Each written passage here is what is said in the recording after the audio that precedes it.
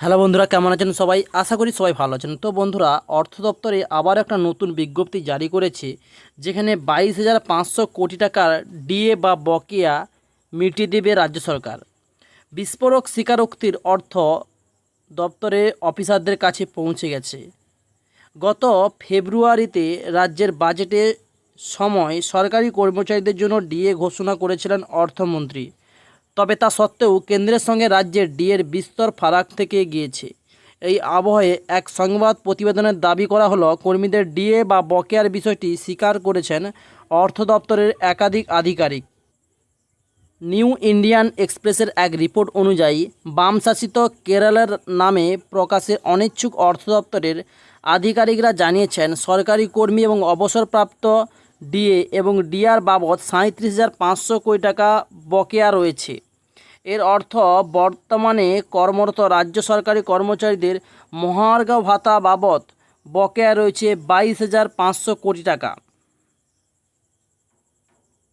উল্লেখযোগ্য রয়েছে, গত ফেব্রুয়ারি মাসে রাজ্যের বাজেট পেশ করে ডিএ বৃদ্ধির ঘোষণা করেছিলেন সেই রাজ্যের অর্থমন্ত্রী।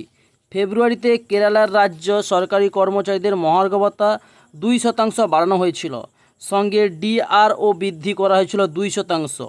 এই বাবদ সরকার 3,000 কোটি টাকা খরচ করেছে। প্রসঙ্গে উল্লেখ রয়েছে, কেরালার রাজ্য সরকারি আর্থিক অবস্থা খুব একটা ভালো না বলে দাবি করা হয়েছে রিপোর্টে। এর প্রভাবে সরকারি কর্মীদের উপর পড়েছে বলে দাবি করা হয়েছে। অর্থ দপ্তরের আধিকারিকরা নিউ ইন্ডিয়ান এক্সপ্রেসকে বলেছেন, 2% ডিএ বৃদ্ধির ফলে বকেয়া ডিএর 17 থেকে 15% নেমেছে। তবে পুরো বকেয়া বা মহার্ঘ ভাতা মেটাতে প্রায় 22,500 কোটি টাকার প্রয়োজন পড়বে সরকারের। 2011 সালের জানুয়ারি থেকে কেরালা সরকারি কর্মচারীরা 7% হারে ডিএ পেয়েছিলেন। 2% বৃদ্ধির ফলে সেই ডিএ বেড়ে 9% হয়েছে বর্তমানে।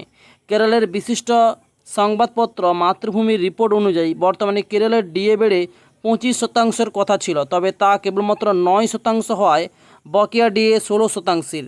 তবে সরকারি আধিকারিকরা জানেন, বকেয়া 15% রয়েছে। এদিকে কেন্দ্রীয় সরকারি কর্মচারীদের ডিএ বেড়ে 50% হয়েছে। এই আবহে কেন্দ্র রাজ্যের ডিএর ফারাকটা অনেকটাই থেকে গেছে। এদিকে বর্তমানে বেতন সংশোধনের ফলে সরকারি কর্মচারী এবং পেনশন প্রাপকরা যে বকেয়া পাওনা তার 4 দফায় দেওয়ার কথা ছিল। রিপোর্ট অনুযায়ী পেনশন প্রাপকরা এখনও পর্যন্ত 3 দফায় বকেয়া পেয়েছে। তাদের আরও 1 দফার বকেয়া বাকি রয়েছে।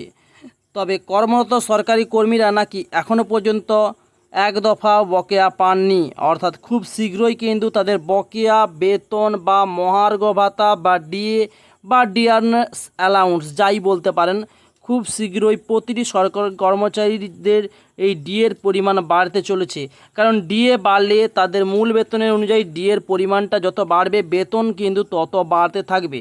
তো আজকের ভিডিওটা কেমন লাগলো সেটা কমেন্টস বক্সে কমেন্টস করে জানাবেন। ভিডিও যদি ভালো লাগে তো অবশ্যই লাইক, শেয়ার এবং সাবস্ক্রাইব করতে ভুলবেন না। তো thanks for watching my video.